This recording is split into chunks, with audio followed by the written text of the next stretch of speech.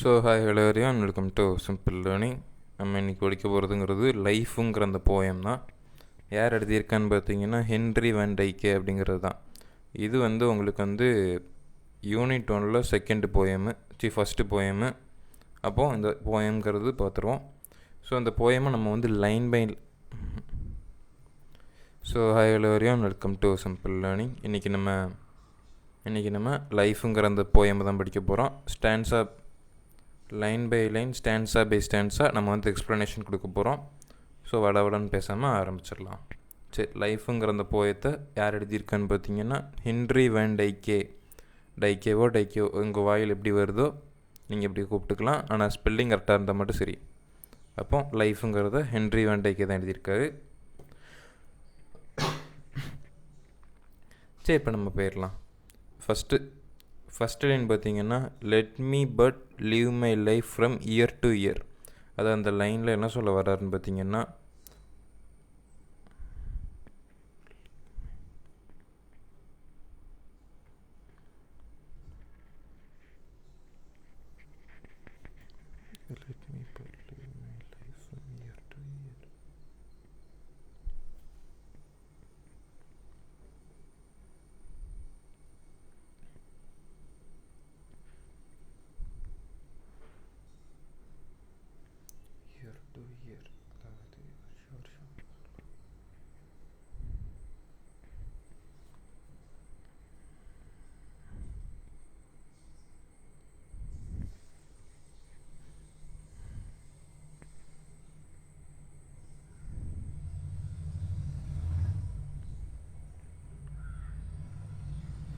அதாவது அந்த ஃபஸ்ட் லைனில் என்ன சொல்ல வராருன்னு பார்த்தீங்கன்னா, அதாவது லெட் மீ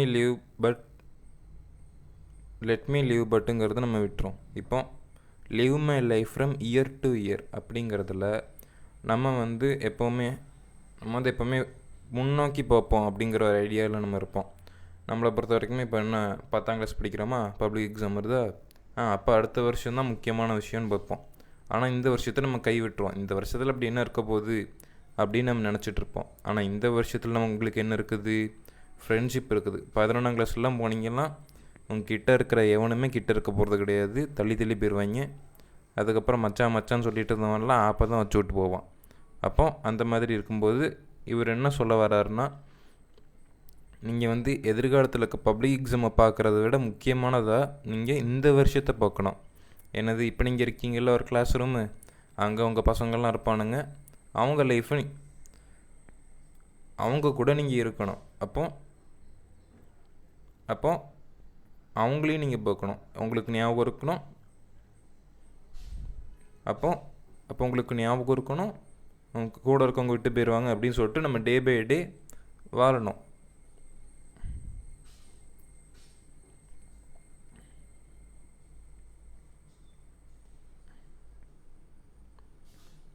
அப்போ நீங்கள் பப்ளிக் எக்ஸாமை ஃபோக்கஸ் பண்ணுற மாதிரியே உங்களோட ப்ரெசன்ட் லைஃப்பையும் நீங்கள் ஃபோக்கஸ் பண்ணணும்.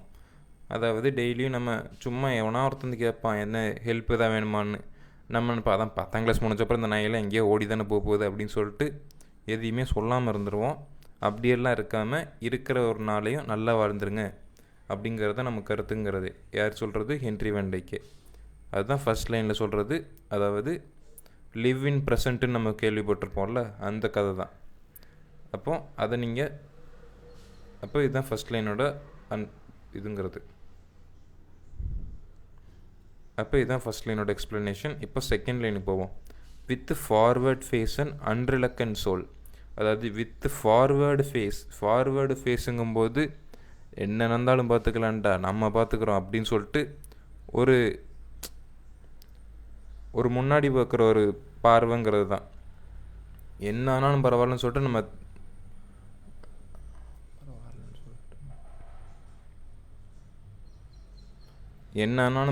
சொல்லிட்டு நம்ம முகத்தை ஸ்ட்ரைட்டாக வச்சுட்டு எதிர்காலத்தை பார்த்து போகிறது அப்படிங்கிறத அந்த ஃபார்வேர்டு ஃபேஸ்லேருந்து சொல்ல வராங்க. அதாவது என்ன நடந்தாலும் மனசு தளராமல் நம்ம முகத்தை எப்போவுமே முன்னோட்டே வச்சுருக்கணும் அப்படிங்கிறது தான் ஃபார்வேர்ட் ஃபேஸோட அர்த்தங்கிறது. With and unreluctant soul. Unreluctant அப்படிங்கும்போது என்ன நடந்தாலும் தளராமல் இருக்கிற மனசு தான் அன்ரிலக்கன்ட் சோல் அப்படின்னு சொல்ல வராங்க. சோலுங்கும்போது ஆத்மா, மனசு அந்த மாதிரியான அர்த்தங்கள்லாம் இருக்குது. அப்போ அன்ரிலக்கண்ட்டை பொறுத்த வரைக்கும் மனம் தளராமல் இருக்கிற ஒரு மனசு அப்படின்னு நீங்கள் எடுத்துக்கோங்க. மனம் தளராமல் இருக்கிற மனசு தான் நம்ம வந்து அன்ரிலக்கண்ட் அப்படின்னு சொல்லுவோம். மனசு இல்லை, அன்ரிலக்கண்ட்னா மனம் தளராமல் இருக்கிறது, அதுதான். அப்போ இதுவும் செகண்டில். அப்போ இப்போ தேர்ட் போயிடலாம். Not hurrying to not turning from the goal. அதாவது நம்ம எப்போவுமே வந்து ஒரு விஷயம் செய்கிறோன்னு வச்சுக்கோங்களேன், உடனே ரிசல்ட் வரும்னு எதிர்பார்ப்போம். இப்போ நீங்கள் ஒரு வாரம் இல்லை ஒரு மாதம் நல்லா படிச்சிருப்பீங்க. நீங்கள் ஒரு மாதம் படிச்சிட்டேன் அப்படின்னு சொல்லிட்டு பப்ளிக் எக்ஸாமில் ஃபுல் மார்க் எதிர்பார்க்க முடியாது. ஆனால் ஒரு மாதத்தில் படித்ததை பப்ளிக் எக்ஸாமில் கேட்க போகிறதில்ல. ஸ்கூலே 6 மாதத்துக்கு மேலே வைக்கிறாங்கங்கும்போது நீங்கள் பப்ளிக் எக்ஸாமில் வெறும் ஒரு மாதம் படிச்சுட்டு மார்க் எடுக்க முடியாது இல்லையா? அதே தான். நீங்கள் ரொம்ப நாள் ஒரு ரிசல்ட் அப்படிங்கிறத பார்க்கணுன்னா நீங்கள் ரொம்ப நாள் எடுக்கணும். அப்போ நீங்கள் எப்போவுமே ஹரி ஆகக்கூடாது. எப்போவுமே இப்போ நான் செஞ்சுட்டேன், எனக்கு உடனே ரிசல்ட் வேணும் அப்படின்னு சொல்லிட்டு ஹரி ஆகக்கூடாது. அதே மாதிரி இப்போ நமக்கு அந்த கிடைக்கல, இப்போ நான் ஒரு மாதம் படிச்சுட்டு பப்ளிக் எக்ஸாமில் மார்க் கிடைக்கல அப்படின்னு சொல்லிட்டு 11ஆம் கிளாஸில் படிக்காமல் இருந்துடக்கூடாது. அதுதான் நாட் டேர்னிங் ஃப்ரம் தி கோல். நம் பரீட்சையில் நல்லா மார்க் எடுக்கணும்னு சொல்லிட்டு தான் படிக்க ஆரம்பிச்சிருப்போம் ஒரு மாதமாக. இப்போ அந்த மாதிரி மார்க் கிடைக்கல அப்படின்னு சொல்லும்போது நம்ம வந்து கோலில் மாற்றிடக்கூடாது. அதான் ஒரு மாதம் படித்தா மார்க் கிடைக்கல, இப்போ என்ன ஒரு ஒரு 6 மாதம் படித்தா மட்டும் என்ன மார்க்காக கிடச்சிட போகுது அப்படின்னு சொல்லிட்டு நினைக்காம நம்மளோட எஃபோர்ட்டுங்கிறத போட்டுகிட்டே இருக்கணும். அதுதான் அந்த இதுலேருந்து சொல்ல வர்றது. அதுக்கப்புறம் not mourning for the things that disappear. அடுத்தது not mourning from the not mourning from the things for the things.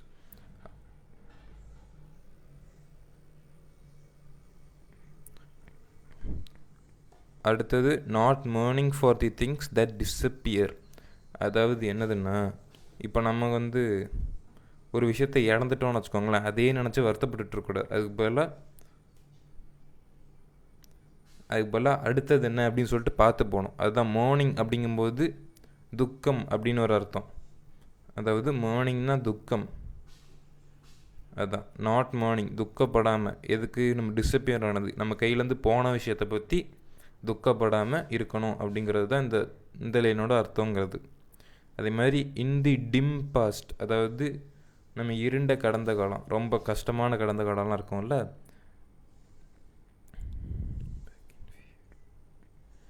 அதை பழைய அந்த கஷ்டமான கடந்த காலத்தை நினச்சிட்டு பயப்படக்கூடாது. எதுக்கு? எதிர்காலத்தை பற்றி பயப்படக்கூடாதுங்கிறது தான்.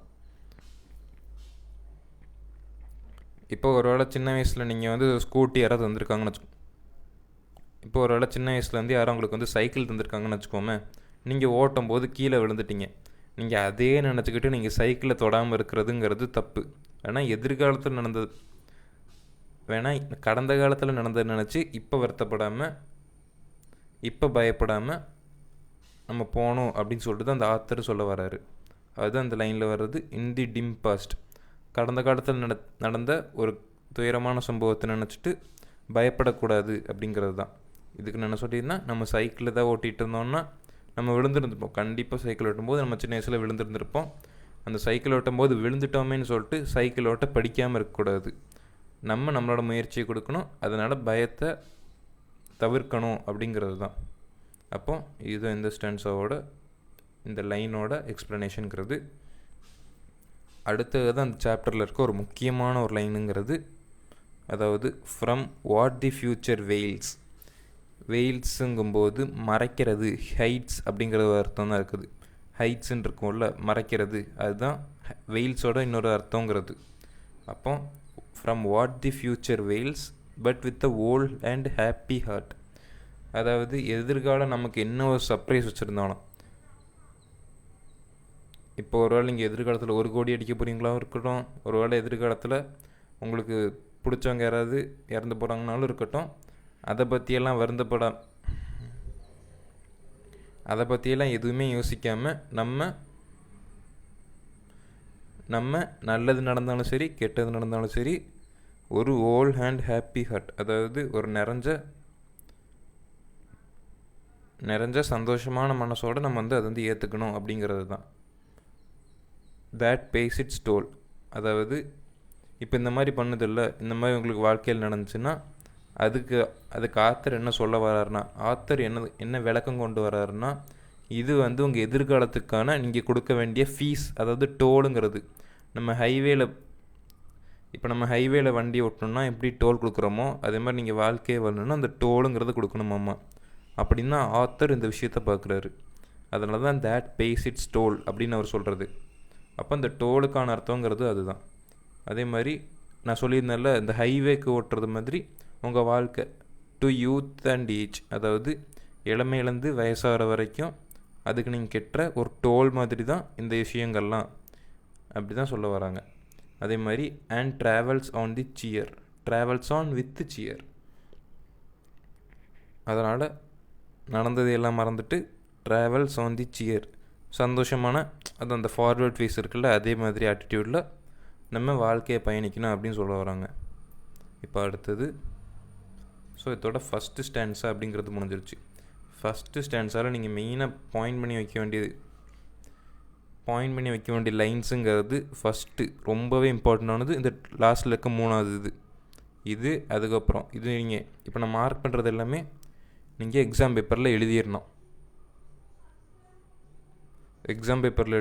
அவ்வளோ இம்பார்ட்டண்டானது, ரொம்ப இம்பார்ட்டண்டான லைன்ஸுங்கிறது இது ஃபஸ்ட்டு ஸ்டான்ஸால்.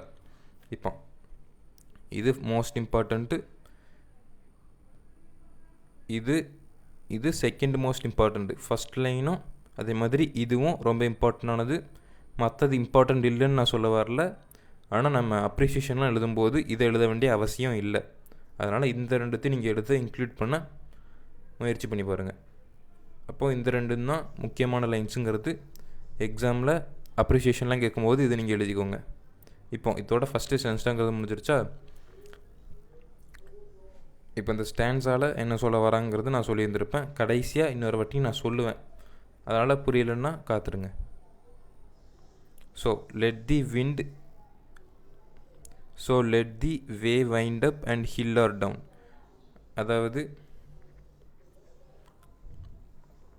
அதாவது நம்ம எதிர்காலத்தையெல்லாம் பார்த்து பயப்படாமல் அதுவாக நமக்கு தெரிகிற வரைக்கும் நம்ம அப்படியே அமைதியாக பயணிச்சுக்கிட்டே இருக்கணும் அப்படிங்கிறத சொல்ல வராங்க. இப்போ நம்ம இன்றைக்கி இங்கே இருக்கிறோம், நாளைக்கு எதோ நம்ம வந்து நம்ம வேலையை பறிக்க போகுது அப்படின்னு சொல்லிகிட்டு இருப்பாங்க. நம்ம அதை பற்றியெல்லாம் கவலையே படாமல் நம்ம பாட்டுக்கு நம்ம லைஃப்பை பார்த்துக்கிட்டே இருக்கணும்.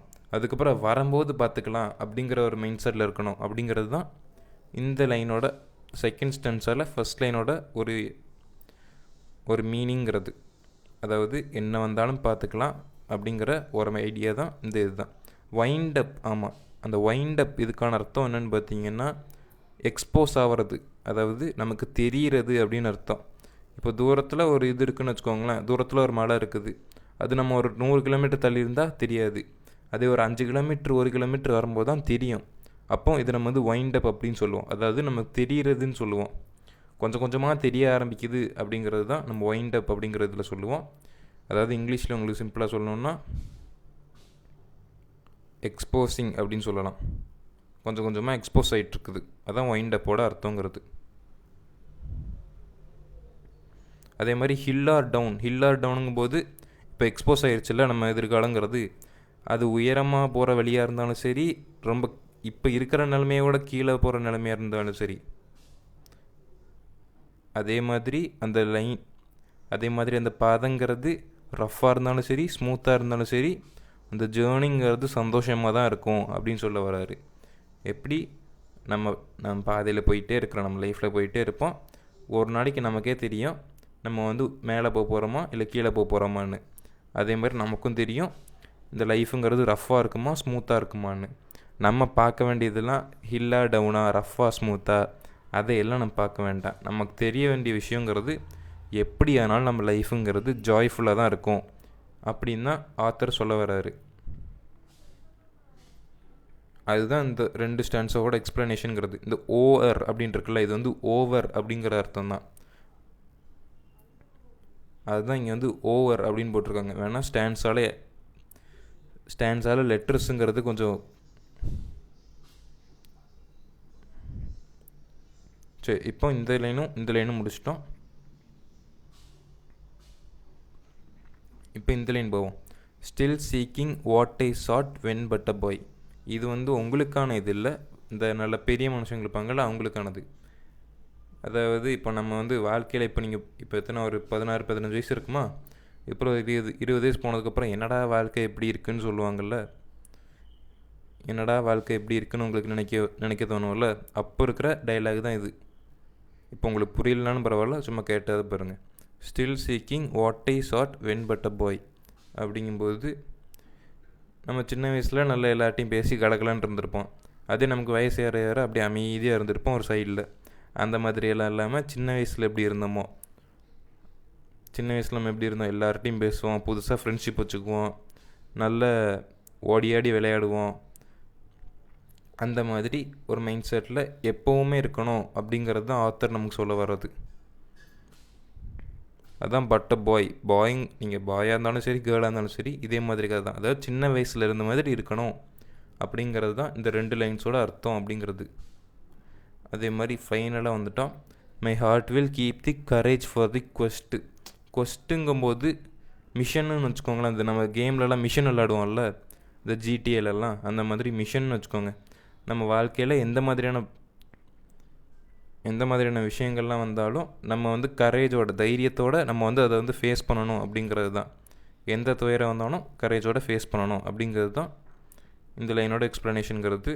And hope the road's last turn will be best.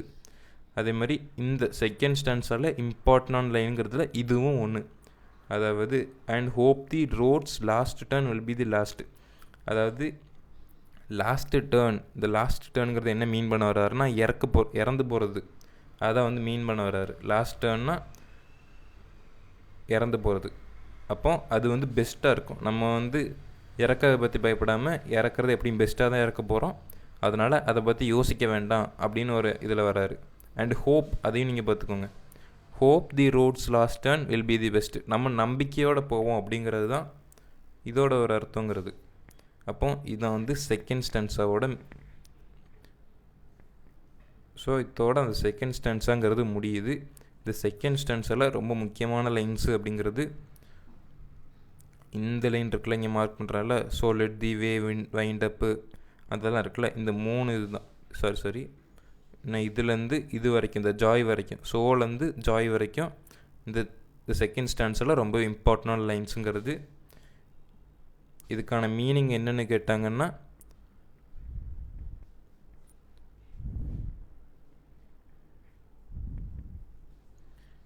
இதுக்கு நீங்கள் எப்படி ஒரு எக்ஸ்ப்ளனேஷன் கொடுக்கணுன்னா, நம்ம எதிர்காலத்தை பற்றி நான் இங்கிலீஷில் சொல்கிறேன்.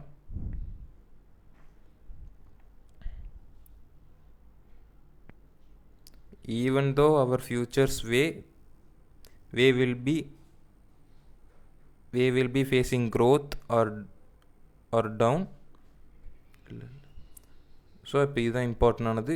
இதில் நீங்கள் புரிஞ்சதை நீங்கள் இங்கிலீஷில் எழுதி வச்சாலே போதும். இப்போ இந்த அப்ரிஷியேஷன்லாம் இருக்கும்ல உங்களுக்கு, அதை பொறுத்த வரைக்குமே உங்களுக்கு தமிழில் உங்களுக்கு வந்து இது புரிஞ்சிருக்கும்ல, அதையே உங்களுக்கு தெரிஞ்ச இங்கிலீஷில் எழுதி வச்சாலே போதுமானது.